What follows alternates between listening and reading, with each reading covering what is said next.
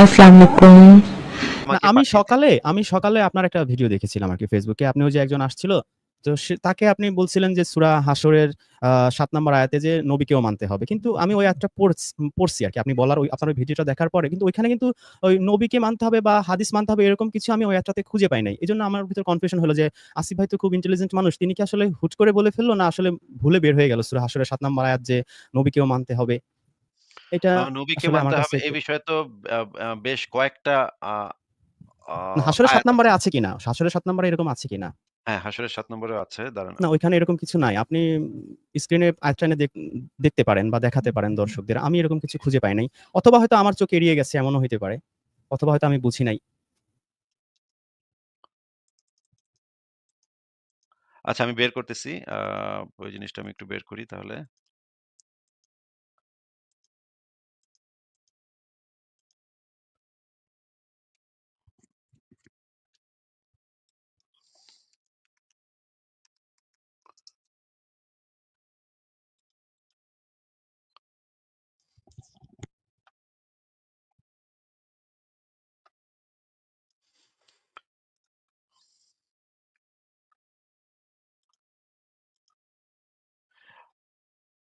এখানে যে জিনিসটা বলা হচ্ছে সেটা হচ্ছে ১ম এ আছে আ ৩৩ নম্বর সূরার ৩৬ নম্বর আয়াতে যেটা বলা আছে, আল্লাহ ও না, তার রাসূল আমি কোন আমি বলছি সূরা হাসরের ৭ নাম্বার আয়াতের কথা। আচ্ছা সূরা হাসরের ৭ নম্বর।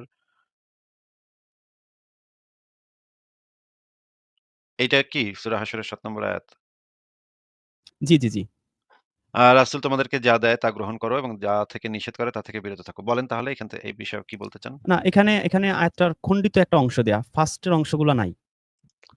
যেই অংশটুকু প্রয়োজন সেই অংশটুকু দেয়া হয়েছে। আচ্ছা আমি তাহলে Quran.com থেকে দেখাচ্ছি।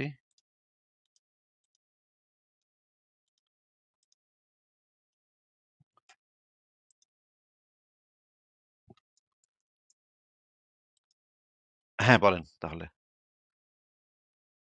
জি, এইখানে আপনি যদি ৬ নাম্বার আয়াত থেকে পড়েন, এখানে আয়াতটা মূলত হচ্ছে যে ওই যে একটা বিনা যুদ্ধে যে প্রাপ্ত সম্পদ, মানে যুদ্ধ ছাড়াই কিছু ওই যে ফায় হিসেবে পেয়েছিল, সেই সম্পদ বন্টনের কথা বলা হচ্ছে যে এগুলো তুমি আত্মীয়স্বজনকে, ইয়াতীম, মিসকিন, মুসাফির মানে রাসূল যেইভাবে দেয় সেইভাবে এটা সে বন্টন করে দেবে। এইটা যে দেবে যা দিবে আরকি সেগুলো তোমরা অ্যাকসেপ্ট করবা, যেগুলা দিবে না সেগুলাই করবা। কিন্তু এখানে বুখারী, তিরমিজি হাদিস আমি এরকম কোন ইঙ্গিত আমার চোখে পড়েনি। এটাকে পুরো আ মোল্লারা মিস ইন্টারপ্রেট করে এই আয়াতের খণ্ডিত অংশ দিয়ে ওই হাদিস মানতে হবে সেদিকে নিয়ে যায়। অথচ এই আয়াত যখন নাজিল হয় তখন বুখারী, তিরমিজি কারো বাবা দাদাদেরও জন্ম হয় নাই। ও তাহলে কি বোঝাতে চাচ্ছেন আপনি? আমি বোঝাতে চাচ্ছি যে এই আয়াতটা মিসকোট করছে। এই মোল্লারা এই আয়াতটা দিয়ে যে বলে যে এই আয়াতে যে বলা হইছে রাসূল যা দেয় গ্রহণ করো, যা দেয় শব্দের অর্থ হচ্ছে যে বুখারী, তিরমিজি। তো এটা আচ্ছা, মোটেই তা না।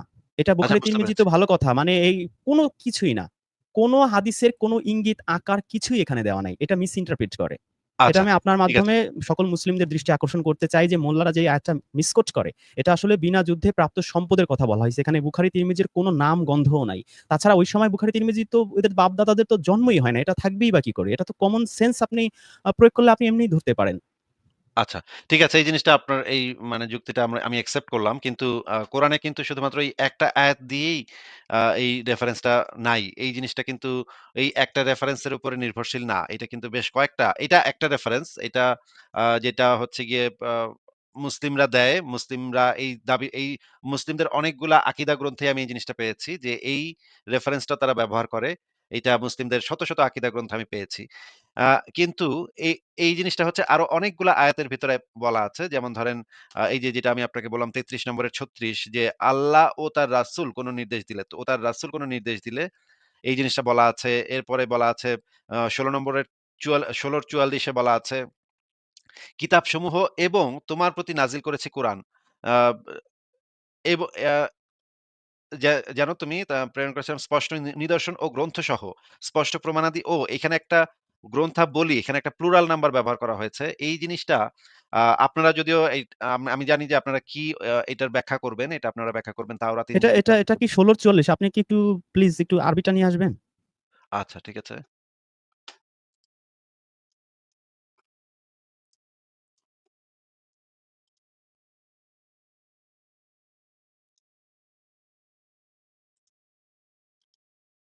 এটা হচ্ছে হ্যাঁ, এটা বলেন।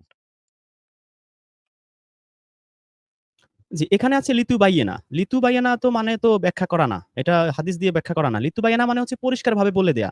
মানে বলল আলহামদুলিল্লাহি রাব্বিল আলামিন, রাসূল বলবে আলহামদুলিল্লাহি রাব্বিল আলামিন। পরিষ্কার করে তার মেসেজটা পৌঁছায় দেবে। তাছাড়া আপনি যদি সূরা মায়দা ৯৯ নম্বর আয়াতে যান, সেখানে আপনি দেখবেন যে রাসূলের দায়িত্বই হচ্ছে আল্লাহর বাণীটা শুধু পৌঁছে দেয়া। এটার মধ্যে প্লাস মাইনাস করার কোনো সুযোগ তো বা কোনো ক্ষমতা তো আল্লাহ তার রাসূলকে দেয়নি অ্যাকর্ডিং টু কুরআন। আচ্ছা। এখানে কিন্তু তো এখানে তো আমি রিজওয়ান বুখারী ভাই তিরমিজির কোনো ইঙ্গিত পেলাম না। এখানে কি বুখারী তিরমিজির কথা বলা আছে যে রাসূল এই লিতুবাইয়েনা করবে বুখারী বা তিরমিজি দিয়ে? এরকম কোনো কথা কি রিজওয়ান এখানে ভাই আছে? এখন আপনার সাথে এটা নিয়ে আলোচনা করতে গেলেই আমার যে স্ট্যান্ড পয়েন্টটা নিতে হবে, সেটা হচ্ছে আহলে হাদিসের স্ট্যান্ড পয়েন্টটা নিতে হবে। কিন্তু আপনার সাথে আমি আহলে হাদিসের স্ট্যান্ড পয়েন্টটা নিয়ে আপনার সাথে তর্কটা কেন করব? এই না, আপনি জিনিসটাই আসলে বলেন। আমি বুঝতে এখানে কি পারছি না। আসলে আল্লাহ বলছে আমার কথাটা তুমি লিতু বাইয়ান, আপনি আরবিটা তো আপনি নিজেই দেখলেন। লিতু বাইয়ান আছে। মানে বায়ান তো ওই যে আমরা বাংলায় প্রচলিত যে বয়ান করে। তুমি এটা পরিষ্কার করে বয়ান করে দিবে আমার এই কথাটা। সেটা বলা। কিন্তু এখানে কি বলা আছে যে তুমি আমার এই কথাটা এই বুখারী তিরমিজি দিয়ে তুমি এক্সপ্লেইন করবে? এরকম কথা কি আ আপনি দেখতে এ এ পাচ্ছেন? আমি তো দেখতে রিজওয়ান ভাই, পাচ্ছি না। আপনি দেখতে পেলে আমি প্লিজ আপনাকে বলেন। যেটা বললাম যে আপনার যে যুক্তি সেটার বিপক্ষে যদি আমার কিছু বলতে হয় তাহলে আমার আসলে আহলে হাদিসের স্ট্যান্ড বলেন, পয়েন্টটা বলেন। হোল্ড ইউ আর করে। You are you are welcome.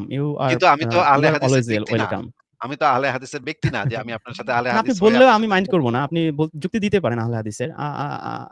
I don't mind at all. কিন্তু আমি আহলে হাদিসের যুক্তি কেন দিব ভাই? আমি তো আহলে হাদিসের ব্যক্তি না। আমি তো আহলে আপনি হাদিস আমি আপনি তো তাহলে দেখেননি যে এখানে কি আসলে আছে? এখানে কি মানে ওই এক্সপ্লেইন টাইপের বা তাফসিল বা তাফসির যেগুলো যেরকম আছে, আ এই আপনি যে যদি এই জিনিসগুলা সূরা এই জিনিস ফুরকানের ৩৩ আয়াতে যান সেখানে তাফসির শব্দটা পাবেন। এখানে কিন্তু তাফসির শব্দটাও নাই। এই জিনিসে যাওয়ার আগে আমাদের বেসিকটা আচ্ছা, নিয়ে এর আলোচনা আগে করে আপনি ওই নিতে যে হবে। সূরা আহজাবের একটা আয়াত দেখাইছিলেন সেটা দেখাতে পারেন। সেটা এর চেয়ে একটু স্ট্রং মনে হয়। না, আপনার সাথে এগুলা নিয়ে আলোচনা করতে গেলে বেসিক থেকে শুরু করতে হবে। একদম ফান্ডামেন্টাল জিনিস থেকে শুরু করতে হবে। কোরআন থেকে শুরু করতে হবে। কোরআনটা না, যে আমি আপনি আমি পেয়েছেন দেখেছিলাম যে আপনি কালকে সেইখানে আপনি এই সূরা আহজাবটা দেখাইছিলেন। কিন্তু সেটাও আমি নিজেও কনফিউজড হয়ে গেছি। ওখানে কি আসলেই রাসূল এই হাদিস-টাদিস বলবে এরকম কিছু কি ওখানে আসলে বলা আছে? সেই সূরা আহজাবের কত আয়াত যেন? ৩০ না ৩৩ আয়াত। এইখানে রিজওয়ান ভাই এখানে বিষয় হচ্ছে যে আপনি কোরআন পড়ে কি বুঝতেছেন সেটা ইসলামের দৃষ্টিতে কোনো রেফারেন্স হিসেবে অ্যাকসেপ্টেড না। এটা হচ্ছে সত্য কথা। না, ঠিক আমি আছে? তো একেবারে আরবিতে কি আছে সেটাই বলছি ভাইয়া। আমি তো আর এড করি নাই কোন কিছু। যে ওখানে না লিতু আপনি বায়ানা আছে, আপনি বায়ানের আপনি যাই অর্থটাও বোঝেন আমরা না কেন, সবাই জানি। বুঝছেন না কেন, আপনি ওই আরবি থেকে যেটা বুঝেছেন না কেন, সেটা কোনো অথেন্টিক কোনো একটা রেফারেন্স হিসেবে অ্যাকসেপ্টেড না। অথেন্টিক রেফারেন্স হিসেবে অ্যাকসেপ্টেড কোনটা? যেটা নবী মোহাম্মদ বলেছে, তার সাহাবীরা লিখেছে, তার তাবেঈনরা সেই জিনিসগুলা লিখিত রেখে গেছে। সেগুলা হচ্ছে ইসলামে তো একমাত্র সেই বইটার নাম অ্যাকসেপ্টেড। বলেন, সাহাবীরা লিখছে সেই বইটার নামটা আমাকে বলেন। সাহাবীরা অনেকগুলা বই লিখেছে। সাহাবীদের নামটা ভিতরে যে বলেন। আবু হুরায়রার যে একজন ছাত্র ছিল, সে একটা হাদিস গ্রন্থ লিখেছে এবং তো পরবর্তী আল্লাহ কি সময়ে যখন আমাদেরকে বলছে কুরআনে কোথাও যে আবু হুরায়রা লিখবে এইটার সময় তোমরা সেটা মেনে চলবা? আমি তাহলে সেটাকে মেনে চলবো কেন? আল্লাহর কেন সেটা বলতে হবে কেন? আল্লাহর কেন বলতে হবে? কারণ আল্লাহ তো বলছে যে কুরআন ছাড়া তোমরা আর কি বিশ্বাস করবা? আর কোন হাদিসে বিশ্বাস করতে পারবা না। যেটা ওই যে ভাই ৪৫ এ ৬ আছে স্ট্রেইট কথা। তাহলে নবীর কথা আমি কেন নবীর ইহুদি কথা বিশ্বাস খ্রিস্টানদের মতো সেই তাওরাত চলে যাওয়ার পরে আমি তালমুদ তানাক মিদ্রাস বানাবো? কেন আমি নবীর নবী কথা মুহাম্মদ রাসূলুল্লাহ চলে যাওয়ার পরে আমি বুখারী তিরমিজি বানাবো? হোয়াই? আমি কেন নবীর কথা একইভাবে ইহুদিদের মতো নষ্ট হব? আমার আচ্ছা যুক্তিটা কি? নবীর কথা বিশ্বাস করা যাবে না? নবীকে নবীর না, উপর যে ২৩ নবী বছর আর ধরে আল্লাহর সাথে তো একটু পার্থক্য করা শেষ যাবে না। করতে দেন ভাই, শেষ নবী আর করতে আল্লাহর দেন সাথে ভাই। যদি পার্থক্য করি আমি কাফের হয়ে যাব না? আচ্ছা শেষ করতে দেন ভাই। নবী যে ২৩ বছর ধরে নবীর উপরে যে কোরআনটা নাজিল হয়েছে, ২৩ বছর ধরেই তো নাজিল হয়েছে, তাই না? রিজওয়ান মাহমুদ খান ভাই ২৩ বছর ধরে নবীর উপরে কোরআনটা নাজিল হয়েছে না? না, অ্যাকুরেট টাইমটা আসলে কুরআনে দেয়া নাই। আমি এজন্য আপনাকে অ্যাকুরেটলি বলতে পারছি না। আচ্ছা কোরআনটা কার উপরে নাজিল হয়েছে বলেন যদি একটু? হ্যাঁ, নবী মুহাম্মদ রাসূলুল্লাহর উপরে নাজিল হইছে। সেই লোকটার জন্ম কত সালে, মৃত্যু কত সালে? মানে ওইটা মানে নবী এটা কোরআনে মোহাম্মদ নামে নাই তো তো। হাজার, আমি হাজার লোক কি থাকতে করে পারে। জানবো? হ্যাঁ, থাকতে পারে। তাইলে আপনি যে কোরআনটা বিশ্বাস করেন এটা পেলেন কোথা থেকে? কার কাছ থেকে পেয়েছেন? আমি আমি কি আপনার কি ধারণা আমি টাইম মেশিনে ১৪০০ বছর আগে গিয়ে সেই নবী না, মুহাম্মদের কাছ থেকে নিয়ে আসছি?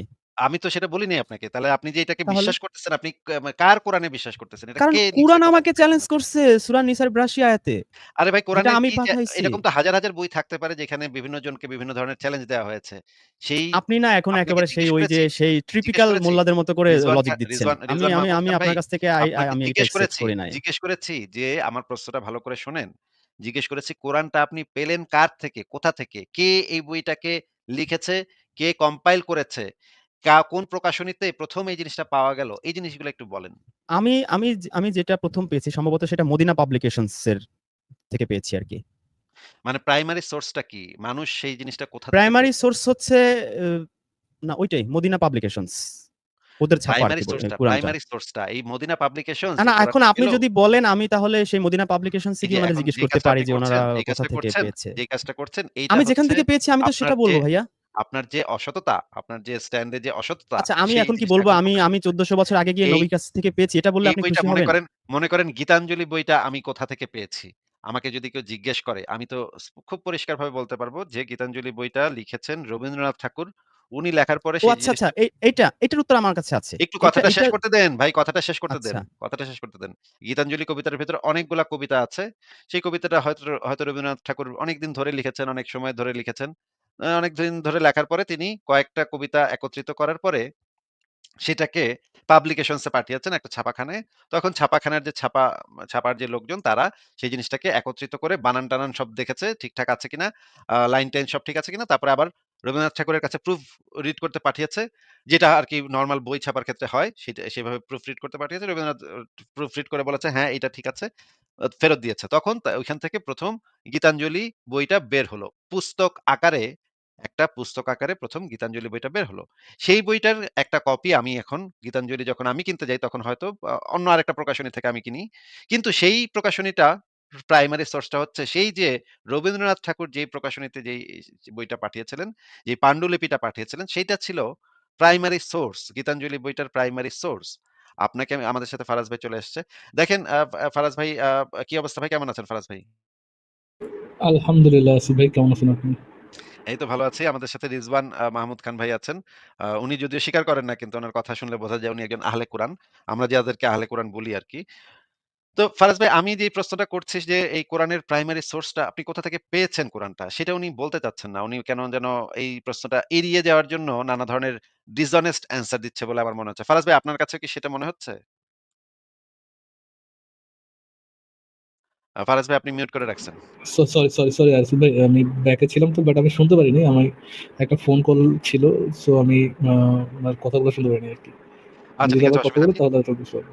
তাহলে রিজওয়ান মাহমুদ খান ভাই, আপনি কি বুঝতে পেরেছেন যে আমি কি জিজ্ঞেস করছি আপনাকে? যে এই আমি আসলে কোরআনটার আপনি প্রাইমারি সোর্সটা কি? যেইভাবে উত্তর দিলে আপনি খুশি হবেন, আমি ২ টো উত্তর দিই। আপনি যেটা আপনার কাছে ভালো লাগে আপনি একসেপ্ট করতে পারেন। আ আমি এই কুরআনটা ১৪০০ বছর আগে টাইম মেশিনে গিয়ে নবী মুহাম্মদের কাছ থেকে নিয়ে আসছি অথবা তার সাহাবীদের কাছ থেকে নিয়ে আসছি। এটা হচ্ছে উত্তর ক। আর উত্তর খ হচ্ছে আমি আমার বাড়ির কাছে যে লাইব্রেরি সেখানে মদিনা পাবলিকেশনস এ ছাপানো একটা কুরআন সেটা আমি নিয়ে আসছি। আপনার যেটা পছন্দ হয় আপনি নিতে পারেন। প্রথম উত্তরটাকে রিয়ালিটির সাথে ম্যাচ করে ভাইয়া। আমি যেটা আমাকে বলছে কুরআনটা কিভাবে পেয়েছেন? আমি অনেস্ট অ্যান্সার দিছি। তারপরও আসিফ ভাই আমাকে বলল আমি প্রথম ডিসঅনেস্টি উত্তরটা প্রথম দেখাচ্ছি। উত- I am প্রথম really উত্তরটা shocked. অনেস্ট প্রথম উত্তরটা I am অনেস্ট really উত্তর। shocked. তাহলে প্রথম উত্তরটা কি আপনারা আমাকে অনেস্ট উত্তর? বলেন আমি কিভাবে অ্যান্সার দিব আমি সেভাবে দিচ্ছি যেভাবে আপনারা শকড না হন। প্রথম কারণ উত্তরটা কি আসিফ ভাই আমার প্রথম খুব পছন্দের উত্তরটা কি মানুষ। প্রথম উত্তরটা কি অনেস্ট উত্তর ভাইয়া? আমার মনে হচ্ছে যে সেরকম একটা উত্তর আমি কিছুদিন আগে ওই আলামিন আছে না বিলিভার্স বাংলা তার সাথে ডিবেট প্রথম করছি। সেও উত্তরটা কি আমাকে এটা আমি নিয়ে ৪ ভাইয়া, আমার ঘন্টা কথা কি আমাকে মানে পাগল বানায় ফেলছে। রিজওয়ান ভাইয়া, আমি যেন এটা হ্যালো বলি। ভাইয়া, আসসালামু আলাইকুম ভাইয়া, ভালো আছেন? ভালো আছেন ভাইয়া? কি জিজ্ঞেস করতেছি, কি বলতেছেন? আমি আপনাকে জিজ্ঞেস করছি কি বলেন তো, রিজওয়ান ভাইয়া? বলেন আপনি আবার জিজ্ঞাসা করছি বলেন, কি? তাহলে আপনি আবার কিসের উত্তর বলেন। দিতেছেন? আপনি মানে কিসের রেসপন্স দিতেছেন? আপনি আবার রেসপন্সটা বলেন। কিসের দিতেছেন? আপনি যদি জিজ্ঞেস করেন আপনি কি কোশ্চেন করছেন রিপিট করেন। তাহলে কি রেসপন্স দিতেছিলেন? কি বুঝে রেসপন্স করতেছিলেন? আমি এটা রেসপন্স করতেছি যে আমার উত্তরটা আপনাদের পছন্দ হয়নি। না হলে নাই। এটা জাস্ট ইগনোর ইট। আপনি সেকেন্ড কোয়েশ্চেনে যান। আমার সব কোয়েশ্চেনের আপনি যদি আমার উত্তর আপনার পছন্দ হতে প্রশ্নটাই না হবে বুঝেন, এমন তো না। রেজওয়ান ভাইয়া, আপনি যদি আমার প্রশ্নটাই না বুঝেন তাহলে আমার কি রেসপন্স দিতেছেন? প্রশ্নের উত্তরের কি রেসপন্সটা দিতেছেন? আচ্ছা আপনি ভাই, পাস। আপনি আপনাদের সাথে সেকেন্ড কথা কোয়েশ্চেনে যান। বলাটা এত এত সমস্যা। আরে আপনি সেকেন্ড প্রশ্ন যে বুঝবেন এটা গ্যারান্টি কি? প্রথমটাই তো আপনি মানে না বুঝে ব্যাটার করতেছেন, এবং আপনি মানে সামান্যতম আপনার মধ্যে ইয়ে নাই, আপনার মধ্যে মানে একটু আসিফ ভাই খারাপ আপনি বোধ যদি নাই, কথা খারাপ বলেন তাহলে ফিল বোধ বলেন। নাই। আপনি নাহলে ভাই, আমি আমরা তো চলে যাই দুজনেই ভাইয়া। কথা বলছি। দুজনেই তো না কথা উনি তো বলছি। আপনি একটা পার্সোনাল অ্যাটাক শুরু করছে। উনি না তো পা মানে আপনার মতো সেইভাবে সেই ভদ্রতা আচ্ছা, বিনয় আমি ওনার আ মধ্যে দেখছি না আ ভাইয়া। ফারাজ ভাই ১ সেকেন্ড। ফারাজ ভাই, আমি আপনাকে প্রশ্নটা করি, দেখি আপনি বোঝেন কিনা ফারাজ ভাই। উনি যদি বুঝতে না পারেন তাহলে আপনি অন্তত বুঝতে পারবেন। ফারাজ ভাই, আমি আপনাকে স্ক্রিনে একটা বই দেখাচ্ছি। ফারাজ ভাই, আপনি একটু বইটা দেখেন তো এই বইটা আপনি চেনেন কিনা? আ আ নিশ্চয়ই আপনি চিনবেন। এই বইটা অত্যন্ত বিখ্যাত একটা বই। সারা পৃথিবীতে সবচাইতে বিখ্যাত যে বইগুলা তার ভিতরে একটা। এটা হচ্ছে আ স্যার আইজ্যাক নিউটনের 'ফিলোসফি ন্যাচারালিস প্রিন্সিপিয়া ম্যাথমেটিকা' এই বইটা। এটা সারা পৃথিবীতে মানে একটা যুগান্ত সৃষ্টিকারী, আলোড়ন সৃষ্টিকারী একটা বই, এবং ব অনেক সময় বলা হয় যে বাইবেলের পরে সবচাইতে গুরু মানে সবচাইতে বই আরকি। সবচাইতে আ আলোড়ন সৃষ্টিকারী বই। এই ম্যাথমেটিকা প্রিন্সিপিয়া। এই বইটা তো আপনি চেনেন ফারাজ ভাই নাকি? নাম শুনছি আসিফ ভাই। তো এই বইটা যদি আমরা রুটটা খুঁজতে যাই যে এই বইটা কে কোথা থেকে আমরা পাইলাম, আমিও এই বইটা এখন লাইব্রেরিতে গেলে একটা কপি পাবো। কিন্তু সেটা কিন্তু মানে প্রাইমারি মানে সোর্স না। এই বইটা হচ্ছে যে বইটার ছবিটা এখানে আছে লন্ডনী, এই যে এই প্রকাশনীটা দেয়া আছে এখানে। এটা first addition. Title page of Principia first addition ১৬৮৭ সালে এটা প্রকাশিত হয়েছিল। এরপর থেকে এই বইটার কপিগুলা আমরা সারা পৃথিবীতে ডিস্ট্রিবিউট হয়েছে এবং এখন বাংলাদেশ থেকেও হয়তো এই বইটা বের করা হয় ইংরেজিতে। বাংলাতেও থাকতে পারে। কিন্তু এই ফার্স্ট এডিশন ছিল এইটা। যেটা হচ্ছে গিয়ে কোথা থেকে আ পাবলিশ হয়েছে আমি একটু দেখে নিই। আমি জানি না আসলে কোথা থেকে পাবলিশ হয়েছে। আ আচ্ছা আসিফ ভাই, আমি বুঝতে পারছি। আপনি এইভাবে এডিশন দিয়ে আপনি মোহাম্মদের কাছ থেকে সেই পর্যন্ত যাবেন। তাতে তো আপনি হাদিস খাওয়াতে পারবেন না আমাকে। ভাই আমি মেনে নিব যে আমি তো আপনাকে হ্যাঁ, সেটা বলি ঠিক নাই আছে, রিজওয়ান ভাই। মোহাম্মদ এটা লিখছে বা সাহাবীরা লিখছে। আপনাকে তো তাতে সেটা আমি আমি তো বলি আমি তো নাই কুরআনই আপনাকে। আমি অ্যাকসেপ্ট করলাম। আপনাকে তো আমি আপনি তো বলি আমাকে নাই যে আপনাকে হাদিস খাইতে হবে। আপনাকে আমি জাস্ট জিজ্ঞেস করেছি যে আপনি যে ও আচ্ছা, কোরআনটা পেয়েছেন। এই ডিবেট আসিফ ভাই, এই ডিবেট বাল আপনি এই ডিবেট করেন কি জন্য? এই না ডিবেট এই বাল ডিবেট আসিফ আমি ভাই, আপনি করেন মানে ভাই এই জিনিসটা খুব বিরক্তিকর। এই বালের ডিবেট আপনি করেন কি জন্য? করি না ভাই, আপনি করব না, করব না। অ্যাজ এ নাস্তিক আপনি ডিবেট করেন এক মোমেনের সাথে যে তার হাদিস মানা লাগবে কি লাগবে না। না, না আমি তার সাথে সেই ডিবেট করতে যাব না তো ভাই। ফারাজ ভাই আমি করতে যাচ্ছি না। আমি জাস্ট উনাকে এই জিনিসটা জিজ্ঞেস করছি যে আপনি যে কোরআনটা পেয়েছেন, এই কোরআনটার প্রাইমারি সোর্সটা কোন প্রকাশনী থেকে ১ম যে কোরআনটা পাবলিশ হলো এবং সেই যে পাবলিশ হওয়ার আগে ওই পাবলিশার সেই কোরআনের যে পান্ডুলিপিটা এটা কার কাছ থেকে কোথা থেকে পেল? এইটা তো আমাদের জানা থাকতে হবে। না হলে সেই বইটা একটা বইয়ের যদি মূল সোর্সই আমরা না জানি তাহলে সেটা নিয়ে আলোচনা করব কিভাবে ভাই? কে লিখছে? কিভাবে আসলো মানুষের কাছে? এই জিনিসটা না জানা থাকলে তো আমরা সেটা নিয়ে আলোচনাই করতে পারব না। সেটা তো একটা ফান্ডামেন্টাল জিনিস আলোচনার জন্য। নাকি ফারাজ ভাই? হ্যাঁ, আনলেস অর আনটিল ধরেন আল্লাহ এসে তার নিজে কোনো একটা মানে নিজের কাছে আল্লাহ উনি দাবি করেন যে আল্লাহ নিজে এসে আমার কাছে ওই দিচ্ছে and I have the evidence. তো মানে তার সোর্সে যেতেই হয় যে কি কোথা থেকে জানলো এটা, যে এটা আল্লাহর প্রেরিত বই, কিভাবে জানলো সেটা, এটা তো আপনি জিজ্ঞেস করতেই পারেন। এটা তো একটা রিজনেবল কোশ্চেন। হ্যাঁ, ঠিক আছে রিজওয়ান ভাই আপনি কি এই যে প্রশ্নের উত্তর যদি দিতে অপারগ হন তাহলে আপনি বলে দেন যে ভাই এই প্রশ্নের উত্তর আমি দিব না তাইলে তো হইল। রিজওয়ান ভাই আপনি কি আপনার কথা শোনা যাচ্ছে না? আমি তো ইভেনচুয়ালি কুরআন মানতেছি। প্রবলেম কি? আপনাকে জিজ্ঞেস করিনি যে আপনি কোরআন মানতেছেন কি মানতেছেন না। এটা আমার প্রশ্ন না ভাই। আপনি কি এখনো মানে প্রশ্নটা বুঝতে পারেন মানে নাই? কোথা থেকে পেয়েছেন? আপনি হিস্ট্রি বলতে মানে জানতে চাচ্ছেন প্রাইমারি আমার কাছ থেকে সোর্সটা কি? হিস্টরিটা। প্রাইমারি সোর্সটা কি? প্রাইমারি প্রাইমারি সোর্স আপনি সোর্সটা যেটা কি? বলছেন সেটা ধরেন ১০০০ বা ১৪০০ বছর আগে সেই নবী মোহাম্মদ থেকে সোর্স। তো আমি তো সেখান থেকে কুরআনটাই নিচ্ছি। আমি তো অন্য কিছু মানতে রাজি না। আপনার সাথে আমি আজকে আসছি তো এইটাই প্রমাণ দেখেন, করার জন্য দেখেন উত্তর যে দিচ্ছে না। আপনি ওই ভাইকে বলছিলেন দেখেন সূরা উত্তর হাসরের দিচ্ছে ৭ না। আয়াত। ওখানে হাদিসের কথা বলছেন এটা রিজওয়ান মাহমুদ ভাই এভাবে হ্যাঁ। তো আলোচনা হবে না ভাই।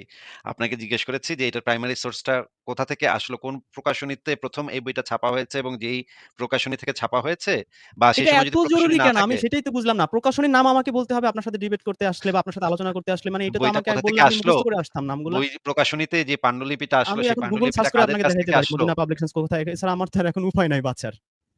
আপনাকে এখন প্রকাশনী বলতে আপনাকে তো হবে। কেউ গলায় ছুরি আচ্ছা ধরছে আমি না যে গুগলে যে দিচ্ছি। ভাই আপনাকে তো আমি গলায় কেউ গুগলে ছুরি দিচ্ছি যে ধরছে না। মদিনা পাবলিকেশনস কোথা থেকে আমি কি দেখি। আশ্চর্য! কি আশ্চর্য! মদর্শী মদিনা আচ্ছা, পাবলিকেশনস মদিনা আমি ঠিক বলি আছে আপনাকে বোঝা আসিফ গেছে, ভাই, বোঝা গেছে। পাবলিকেশনস তাহলে আমি বলি। ভাই আমি জানি না এটা কোন সোর্স থেকে আসছে। আমি পাবলিকেশনস এক্সাক্টলি জানি না ভাই কোন কি সোর্স থেকে লাগবে আসছে, উত্তর আপনার? কিন্তু মদিনা পাবলিকেশন কোথা থেকে আচ্ছা এটা রিজওয়ান পেয়েছে? ভাই আপনার আর উত্তর দিতে হবে না। ঠিক আছে আপনার উত্তর দিতে হবে না। Thank you. আপনি উত্তর যথেষ্ট দিয়েছেন। খুব ভালো উত্তর দিয়েছেন। আপনার উত্তরে আমি সন্তুষ্ট। ফারাজ ভাই উত্তর দেন তো ভাই। এই বইটা কোথা থেকে আসলো? ভাই আমি জানি না, বাট আমার মোল্লা মুর্শিদা বলছে ভাই যে এটা কোরআন হাদিস থেকে আপনার ইয়ে থেকে আসে। সাহাবাদের মোহাম্মদ মরে যাওয়ার পরে সাহাবারা এটা একত্রিত করছে এবং ওই মোল্লা মুর্শিদের ইয়ে অনুযায়ী দাবি অনুযায়ী অনেক আয়াত টায়াত হচ্ছে ভাই মানে আপনি তো এগুলো ইয়ে মোল্লাদের হয়ে সেই যাচ্ছে। মুখস্থ কাহিনী সেই আলিপেলার মতো বলে যাচ্ছেন। আরে ভাই এটা তো উত্তরটা কি আমি ফারাজ ভাইয়ের দিচ্ছি কথা নাকি বলতেছে। আপনি দিচ্ছেন? আমার উত্তর তো আমি আপনার দিব, তো দেন আমার নাই। তো উত্তর কি আপনি নাস্তিক না, দিবেন আপনি তো নাকি? মনে হচ্ছে আরেক আহলে হাদিস এজেন্ট হয়ে আসছেন এখানে। আরে ভাই এগুলো এটা তো তো আমরা জানি আপনার রে উত্তর ভাই। তো আপনি দেন নাই। আপনার এই আপনার গল্প উত্তর তো আপনি কাহিনী তো দেন আমরা নাই। জানি, মোল্লাদের বানানো গল্প কাহিনী। এগুলো তো আমরা জানি। কোরআনে আচ্ছা, এনি কি একটা যেটা অবস্থা ভাই। বলতেছিলাম লোয়ার টিয়ার গরু গাদা কোন জায়গা থেকে দৌড়াচ্ছে এনি হোক। আজিব ভাই মানে আমি যতদূর জানি মোল্লা মুর্শিদের থেকে যে গল্প কাহিনী শোনা যায় সেই গল্প কাহিনী অনুযায়ী যে এটা হচ্ছে মোহাম্মদ মরে যাওয়ার পর কোন এক সাহাবা আহ, আম, এটা কালেক্ট করতে হয়েছে, কারণ কোন একটা সাহাবা এটা কালেক্ট করছে কজ অনেক যারা কোরআনের ছিলেন, কারি ছিলেন বা কোরআন মুখস্থ রাখতেন, যে হাফেজ যারা যারা ছিলেন তারা হচ্ছে মারা যাচ্ছিলেন এবং একটা না এত কোরআন আয়াত হারা যাওয়ার এত কথা সংকটে পড়ে গেছিল, এই জন্য তারা কি ফারাজ ভাই তারা নিজের নিজের মানে ফারাজ ভাই সংকট ১ করছে। সেকেন্ড হ্যাঁ, থামেন। ফারাজ ভাই এত কথা আমি আপনার কাছ থেকে জানতে চাচ্ছি না ফারাজ ভাই। আমি জানতে চাচ্ছি যে আপনি ৪,৫০০ ধর্মের ভিতরে এই বইটাই কেন আপনি পড়তে গেলেন? আর বই কেন পড়তে গেলেন না? ভাই ফোর ফাদার্সরা ইসে বিশ্বাস করতো, ইসলামে বিশ্বাস করতো। মনে তারা তারা কনভিন্স ছিল যে এটা আল্লাহ বিল্লাহ থেকে আসছে, এই জন্য আমিও ধরে নিচ্ছি এটা আল্লাহ বিল্লাহ থেকে আসে, এই জন্য ও, এইটাকেই ইয়া হিসাবে পড়ছে। ও আচ্ছা। তার মানে আপনার যে ভাই পূর্বপুরুষ মাই তারা answer can be right or wrong, but আমার এর অ্যান্সার দেন, আমার অ্যান্সারটা কি আপনার কোশ্চেনকে অ্যাড্রেস করতেছে কিনা? অ্যাড্রেস করতেছে। ইয়েস, কোয়েশ্চেন কে অ্যাড্রেস করতেছে 100% কিন্তু আপনার অ্যান্সারে আমি সন্তুষ্ট না হইতে পারি। আপনার অ্যান্সারটা ভুল হইতে পারে বা অযৌক্তিক হইতে পারে। কিন্তু অ্যান্সারটা যে আপনি যে একদম কোয়েশ্চেন কে অ্যাড্রেস করছেন এই বিষয়ে কোনো সন্দেহ নাই ফারাজ ভাই। তারপরে ফারাজ ভাই আমি আপনাকে যেটা জিজ্ঞেস করতে চাই যে আপনার যে পূর্বপুরুষ যে আপনাকে যে অন্ধবিশ্বাসটা আপনার ভেতরে ট্রান্সফার করছে, তারা কি আ প্রমাণ পেয়ে বিশ্বাস করছিল নাকি তারাও অন্ধবিশ্বাসী না ছিল? ভাই, কি মনে হয়? আহ, আমার ফোরফাদার্সরা এটাই বিশ্বাস করতো যে মোহাম্মদ নামের একজন নবী ছিলেন, যিনি শিশুর সাথে যৌন শোষণ করেছিলেন, শিশু ধর্ষণ করেছিলেন। ওই শিশু ধর্ষক নবী বলেছে, মানে যদিও তারা এটাকে শিশু ধর্ষক মনে করতো না, বাট এই শিশু ধর্ষণকারী নবী উনি যে প্রপোজালটা দিয়েছিলেন যে তাকে কোরআনটা আম, যে আল্লাহর কিতাব, এটা হচ্ছে ইমানের অংশ, এটা তাকে অন্ধভাবে বিশ্বাস করতে হবে। সে আল্লাহর নবী, এটাও ইমানের অংশ, এটাও তাদেরকে অন্ধভাবে বিশ্বাস করতে হবে। আল্লাহ বিল্লাহ বলে কেউ আছে, এটাও ইমানের অংশ, এটাও তাদেরকে অন্ধভাবে আচ্ছা, বিশ্বাস করতে হবে। বুঝেছি। এগুলো সবই ইমানের অংশ, এবং তারা অন্ধভাবে বিশ্বাস করছে, এবং এটাতে অবিশ্বাস করলে তারা মনে করতো যে এতে তাদের ইমান নষ্ট হয়ে যাবে, এবং ইমান নষ্ট হয়ে যাওয়ার কারণে তারা যদি হঠাৎ করে মারা যায় তারা জাহান্নামে যায় আজীবন পড়তে পারে। এই জন্য তারা এটাতে কোনো ধরনের ডাউট করতো না। মোল্লা মুন্সিরা যেমন অন্ধবিশ্বাস করতো, তারাও এটাতে একইভাবে অন্ধবিশ্বাস করতো। আচ্ছা। ফারাজ ভাই এই বইটার যে কথাবার্তাগুলা যে সত্য সেটা আসিফ ভাই, শুধুমাত্র again, আমার কোশ্চেনটা কি আপনার আমার উত্তরটা কি অ্যাড্রেস আপনার করছে। কোশ্চেনকে অ্যাড্রেস করছে? অ্যাড্রেস করছে ওকে। 100%। ফারাজ ভাই ৩ নাম্বার কোয়েশ্চেন হচ্ছে এই বইটার মানে ইনফরমেশন গুলো যে সত্য সেটা এই বইটাতেই লেখা আছে এইটা ছাড়া কোন নিরপেক্ষ জায়গা থেকে কি আমাদের পক্ষে ভেরিফাই করে দেখা সম্ভব যে এই বইটার ভেতরে যেই জিনিসগুলো লেখা আছে শুধুমাত্র এই বইটার মানে সাক্ষ্য প্রদান ছাড়া অন্য কোন সাক্ষ্য থেকে কি আমরা এই জিনিসটা ভেরিফাই করতে পারি? ভেরিফাই করা ইসলামে অ্যালাউড না। আচ্ছা। মানে হচ্ছে গিয়ে আচ্ছা ঠিক আছে, থ্যাংক ইউ। ঠিক পারি না, আছে আপনার পারি না, জি, আপনি পারি না ভাই, পারি না, কেননা এটা অ্যালাউডই না, বা এটা সম্পর্কে কোনো ধরনের ইয়েই করা হয়নি, কোনো ধরনের ধরেন কোনো একটা দাবি কোরআনের যেগুলো কথা বলা, সেটা তো বাঞ্চেস অফ আয়াত, সেই বাঞ্চেস অফ আয়াতে তো এক ধরনের ক্লেম করা হয়েছে। কিছু ক্লেম প্রাকৃতিক, কিছু ক্লেম অতি প্রাকৃতিক। অতি প্রাকৃতিক কোনো কিছুই তো যাচাইযোগ্য হয় নাই, যাচাই করা হয় নাই। মানে চলে এবং গেছে। প্রাকৃতিক যেগুলো, সেগুলো হচ্ছে আপনার মূলত কোনো ধরনের প্রমাণ ছাড়াই যত এটা রিয়ালিটির অ্যাগেন্স্টে যায় ওটাকে অন্ধবিশ্বাস করতে হচ্ছে আর কি। সো ওটাতে যাচাই করলেও যে ওটার against মানে যাচাই করলেও যে ওটার নিয়ে কোনো একটা কাজ করা হয়েছে বা বলা হয়েছে যে এটা আমরা যাচাই করে দিচ্ছি ইনফরমেশনটা রং, সেটা হয়নি।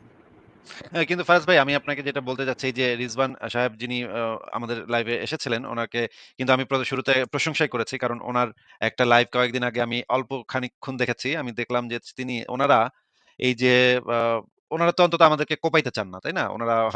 মানে উনারা হয়তো উনাদের পজিশনটা এটাই হয়তো আপনার স্ট্যান্ডার্ড আছে ভাই, এটাই আপনার স্ট্যান্ডার্ড, আমরা কোপাই দিয়ে দিচ্ছে না, ওকে ফাইন, ভাই এটাই এটা তো স্ট্যান্ডার্ড। অনেক বিরাট ব্যাপার ভাই। এটা তো অনেক বিরাট ব্যাপার। একটা মুসলিম এটাই এই যে আমরা কোপাইতে চাচ্ছে বুঝলাম না। বিরাট ব্যাপার, বুঝলাম বিরাট ব্যাপার, বাট ভাই এটা আপনি ইজ ইট বুঝেন না ভাই। স্ট্যান্ডার্ড? মানে সে একজন ক্যান মুসলিম ইট কিন্তু বি আমরা কোপাইতে কনসিডার্ড চাচ্ছে না। অ্যাজ এ তো স্ট্যান্ডার্ড?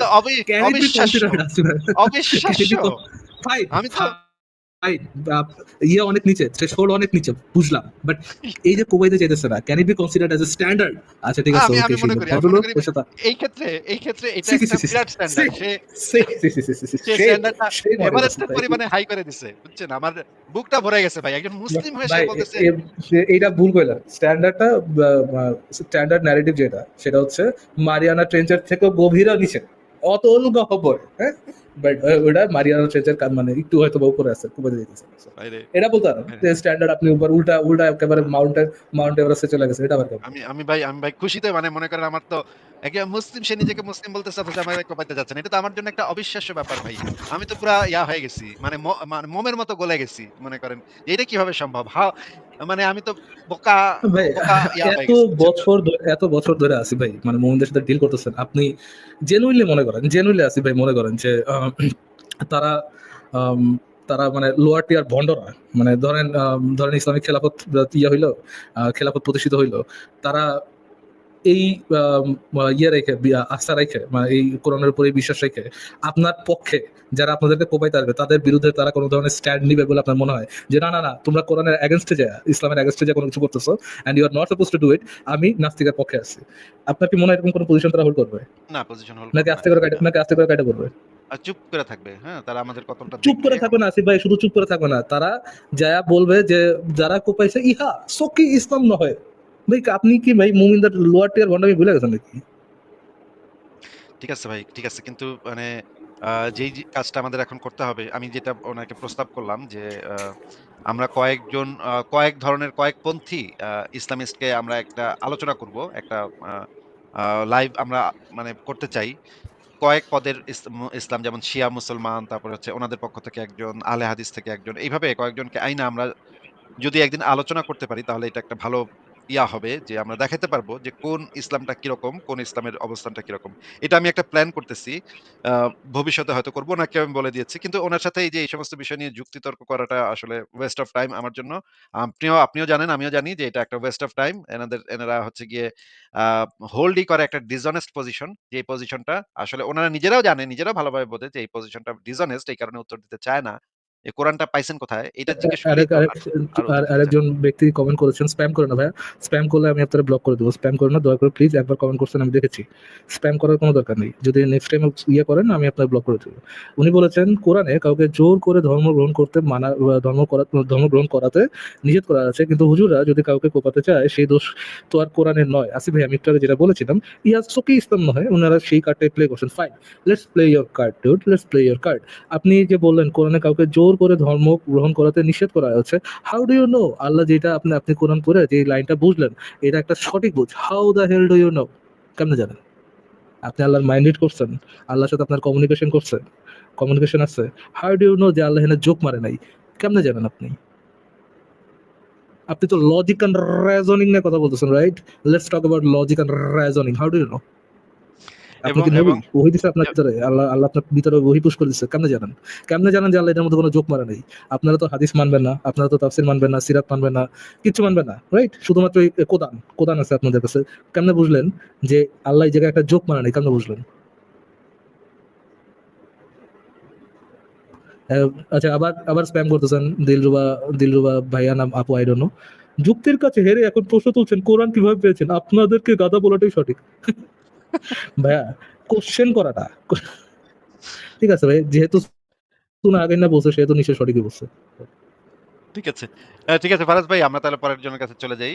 উনার রেসপন্স হচ্ছে যুক্তির কাছে হেরে জিজ্ঞেস করতেছেন কোরআন কিভাবে পেয়েছেন, এটা হচ্ছে ওনার রেসপন্স। আর লোয়ার টিয়ার শোনা আগে একটা। কোরআনের সোর্সটা আমাদেরকে বলতে হবে তো, এবং এটা কোথা থেকে পেয়েছেন। আপনি আপনার বাপ-দাদার যে অন্ধবিশ্বাস সেখান থেকেই তো পেয়েছেন, এবং সেই জিনিসটাই তো আমরা একটু আগে দেখাইলাম। ফারাজ ভাইকে আমি প্রশ্ন করে আমরা দেখাইলাম যে সেটা আসলে আ অন্য কোনো আ ইসের থেকে সেই জিনিসটাকে প্রমাণ করা যায় না।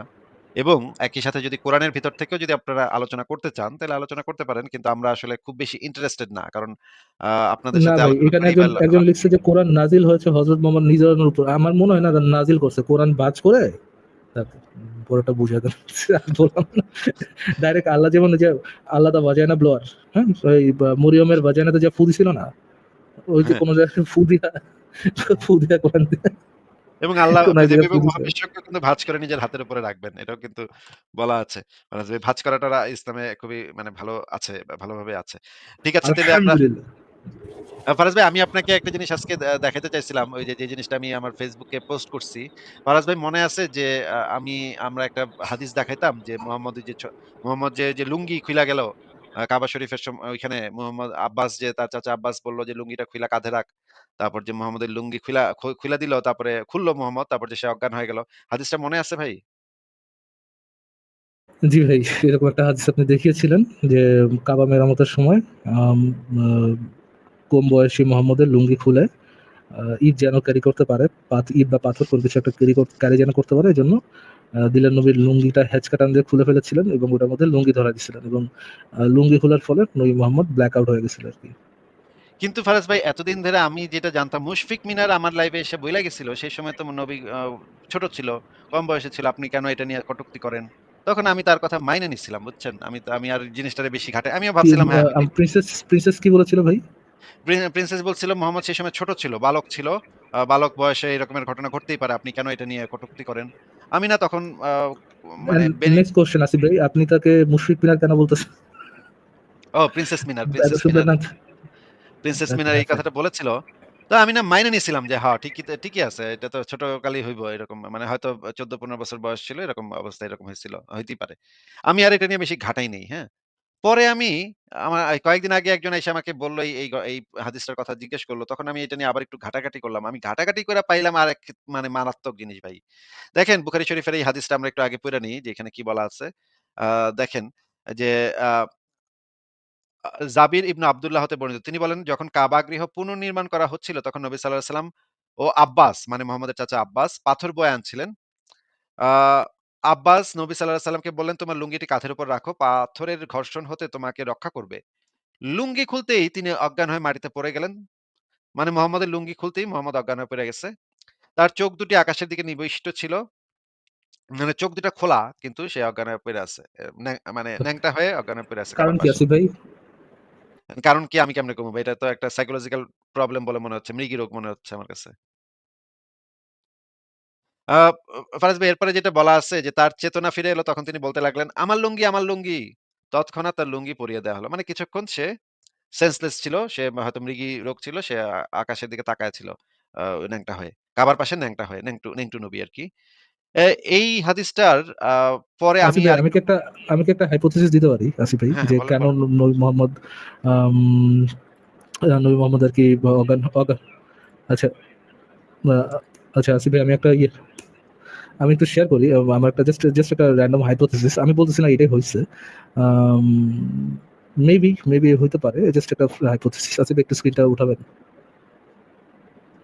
হ্যাঁ, বলেন। এটা দেখে কয়েকজন মানুষ কমেন্ট করতেছে, ও ছোট নুনু, নুনু ছোট, একটা মেয়ে বলে ও নুনু বড় না কেন? এরকম কিছু হয়েছিল নাকি? লজ্জায়, লজ্জায় হতেই পারে ভাই। শরমে পিন পিনাকির মতো তারাও হয়তো এরকম একটা কিছু হইছে। বলে নাই আসিফ ভাই 2.5 ইঞ্চ 2.5 ইঞ্চ ইয়েস। আমরা আয়েশার সাথে হিসাব নিকাশ করলেও সেই হিসাবেই পৌঁছাই ভাই। নানা দিক থেকে ভেরিফাই করতে গেলেও এরকমই হয়। তাই না ফারাজ ভাই? জিনিসটা সেটাই তো আমরা আসিফ ভাই। নানান দিক থেকে দৃষ্টিপাত করলে আমাদের তো ওটাই মনে হয় ২ সেন্টিমিটারের বেশি। আপনি আবার ইঞ্চে চলে গেছেন। আমি তো সেন্টিমিটারে ছিলাম। আ ২ সেন্টিমিটার ২-২.৫ সেন্টিমিটারের বেশি হবে না। যেটা আমার কাছে অন্তত মনে হয় ২.৫ সেন্টিমিটারের বেশি হবে না। তো এই আমি আবার তাফসীর ইবনে কাসিরে যে জিনিসটা পাইলাম সেটা ফারাজ ভাই দেখেন। হযরত ইব্রাহিম কর্তৃক কাবা নির্মিত হইবার হাজার বছর পর নবী সাল্লাল্লাহু আলাইহি ওয়াসাল্লাম নবুয়ত লাভ করিবার ৫ বছর পূর্বে কুরাইশ গোত্রের লোকেরা কাবা ঘর পুনর্নির্মাণ করিয়াছিল। উক্ত পুনর্নির্মাণ কার্যে নবীর অংশগ্রহণ ছিল। তখন তাহার বয়স ৩৫ বছর। ফারাজ ভাই এই জিনিসটা দেখা যাচ্ছে যে ওই সময়ে এই যে পাথর নিয়ে দেখেন পরের বর্ণনাতেই পাথরের ইয়া আছে। আচ্ছা আমি পড়ি হযরত ইব্রাহিম কর্তৃক কাবা ঘর নির্মিত হইবার হাজার বছর পর হাজার বছর হয়ে গেছে। ইব্রাহিমের সাথে নবীর হাজার বছরের ডিফারেন্স ছিল আসিফ ভাই।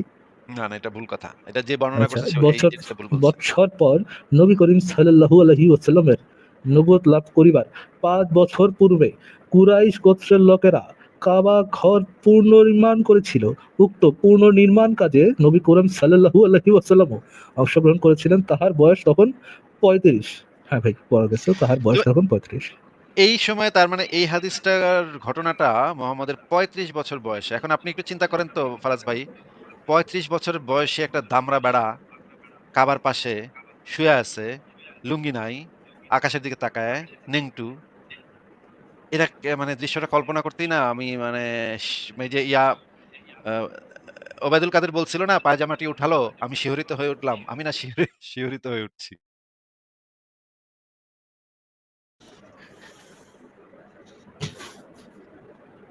কিন্তু ফারাজ ভাই সবচাইতে জরুরি প্রশ্ন হইলো যে তার মানে সে অজ্ঞান হয়ে গেল কেন?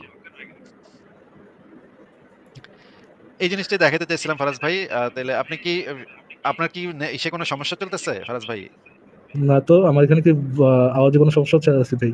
পেছন থেকে মনে হচ্ছে আমার ইকো একটু শোনা যাচ্ছে। অল্প একটু কানে আসতেছে। ঠিক আছে আমরা তাহলে পরের জনের কাছে চলে যাই নাকি ফারাজ ভাই? শিওর আসিফ ভাই। ঠিক আছে তাহলে আমরা পরে